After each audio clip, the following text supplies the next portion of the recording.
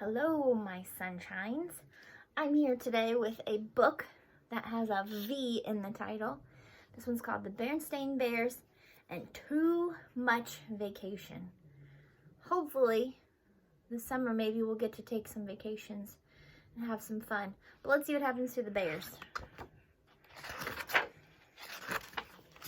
Well, that's everything, said Mama Bear as she and Sister and Brother Bear held the car trunk lid so that Papa Bear could tie it down.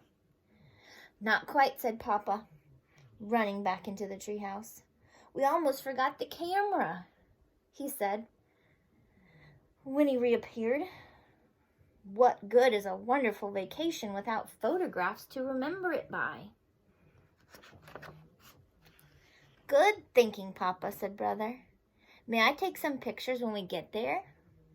And how about me? Sister wanted to know. Of course you may, said Papa. We're all going to take pictures of the most wonderful vacation the Bear family has ever had. All right now, everybody buckle up and we'll be on our way. 4 safety belts clicked into place and they left their safe, comfortable treehouse and headed for the excitement and adventure of vacation high up in the wilds of the Great Grizzly Mountains. It had been Papa's idea to take their vacation in the Great Grizzlies. It'll be a real wilderness experience. We'll live off the land. We're getting too soft here in the valley with all of our supermarkets and stuff. When he saw the ad in the newspaper, there was no holding him back. It said, "Try a wilderness vacation. A lovely mountain cabin complete with a rowboat by beautiful Crystal Lake." Ah, said Papa, painting beautiful word pictures.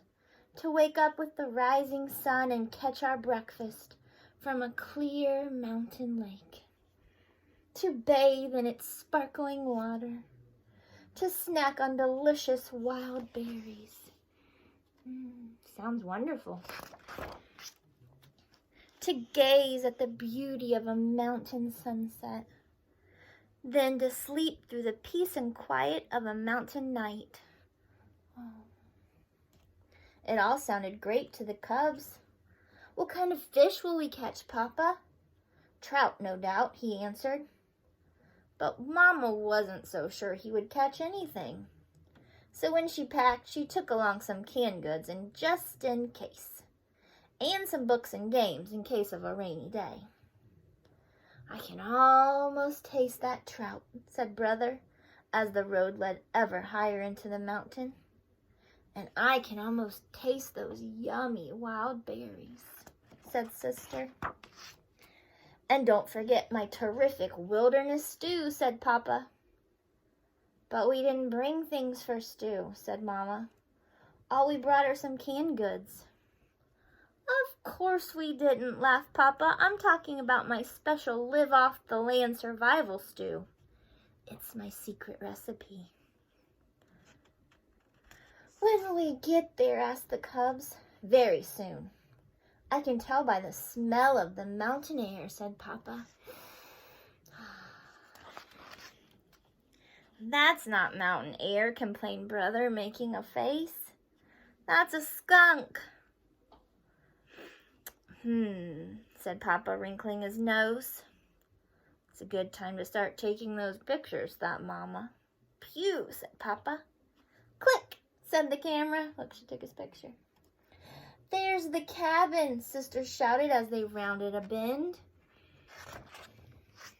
And there it was indeed, a mountain cabin beside a lake, complete with a rowboat. Of course, it wasn't quite as they had pictured from the ad.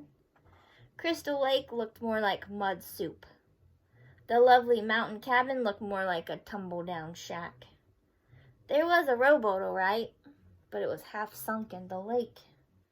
But Papa wasn't discouraged. He was more excited than ever. It's perfect, he shouted. The most perfect live-off-the-land vacation spot I've ever seen. Mama wasn't so sure. She noticed there were no wires leading to the cabin, which meant there was no electricity. That's the last thing we need, said Papa. What you need on a live-off-the-land vacation is plenty of can-do spirit and lots of forest smarts. And I've got enough of those. He took a cooking pot and a folding chair from the car trunk. Here, he said, making a seat for Mama. This is vacation. You relax while I gather things for my fabulous wilderness stew. And you two tidy up the cabin, he called to the cubs. But Mama didn't expect too much relaxing on this vacation, and she wasn't surprised to find that the cabin was an even worse mess inside than outside. Look, there are leaves everywhere. It was practically a museum of leaves, twigs, spiderwebs, cocoon, and mouse nests. Time for another picture, thought Mama. Scurry, scurry went the mice. Click went the camera. What's this? Asked Sister as she cleaned leaves out of the sink. That's a hand pump for water, said Mama. Just what I need. It was Papa, back with his cooking pot full of strange-looking bark, leaves, and roots. A little water for my stew. He worked the handle. The pump gurgled and squeaked, and after a while began to squirt water. Rusty, brown water. But Papa wasn't discouraged. Just what I need for my stew, he said. It's like ready-made gravy. He carried the pot outside, where he had prepared a cooking fire. It was very exciting for the cubs, but Mama wasn't so sure. So she made a fire in the fireplace and warmed up a supper of canned beans and dried honeycomb. When Papa cried, "Stew time!" the cubs ran out for their first taste. Mama followed with the camera. "Here's the living off the land," said Papa, holding up a big spoon of the strange-looking stuff.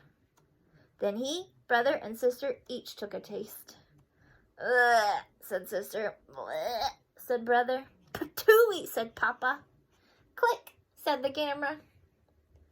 Mama Bear's supper of beans and honeycomb proved very tasty. Papa Bear stretched and yawned. "Oh, now early to bed so I can get up with the sun and catch breakfast." The sun did rise, and it was very beautiful, but Papa snored right through it. The frogs, crickets, and owls had made such a racket during the night that he hadn't fallen asleep until just before the sun rose. Papa began to get a little discouraged when he went out to catch breakfast. The boat sank as soon as he stepped into it, and all he caught was a gloopy mudsucker that made snuffling noises and stared. "Snuffle, snuffle, glop," said the mudsucker. "Click," said the camera. It was Papa's turn to snap the picture when Mama and the cubs tasted the wild berries. The thorns were something fierce, and the berries were so sour, even the birds puckered. Later, there was a perfectly beautiful sunset, but the bear family didn't get to see much of it. They were too busy swatting the swarms of hungry mountain mosquitoes. "Live off the land, you say?" shouted Mama as they ran for the cabin. "With all of these thorns and mosquitoes, it's more like the land is living off of us." It began to rain just as they reached the cabin, but the roof leaked badly, and pretty soon they had more leaks than they had pots and pans. It was a miserable night.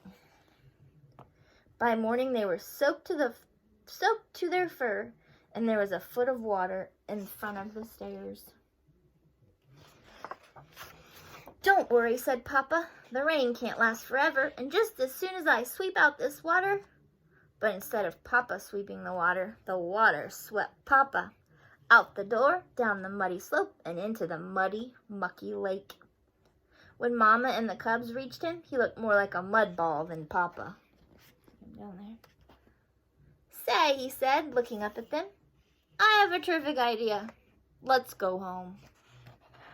So the bear family loaded the trunk, put the car top up, bundled into the car and bumped and splashed down the mountain in the driving rain.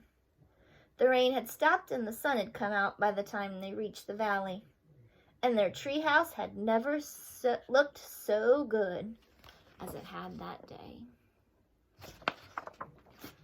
The next day, Mama took the camera to get her pictures.